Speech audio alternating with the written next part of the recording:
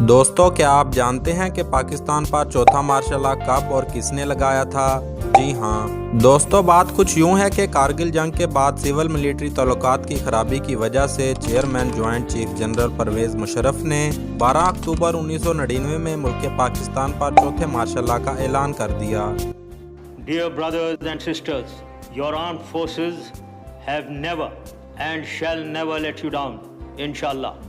Martial law لگانے کے بعد پرویز مشرف نے اس وقت کے وزیر اعظم نواز شریف کو فوجی بغاوت، اغوا اور بدعنوانی کے الزامات لگا کر 14 ماہ جیل میں رکھنے کے بعد ملک بدر کر دیا۔ مارشل لا تقریباً 2 سال تک نافذ رہا۔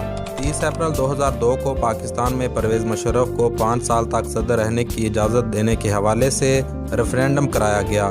اس تجویز کو تقریباً 98% ملک پاکستان کے لوگوں نے منظور کیا اور وہ 18 اگست 2008 تک صدر پاکستان کے عہدے پر موجود رہے۔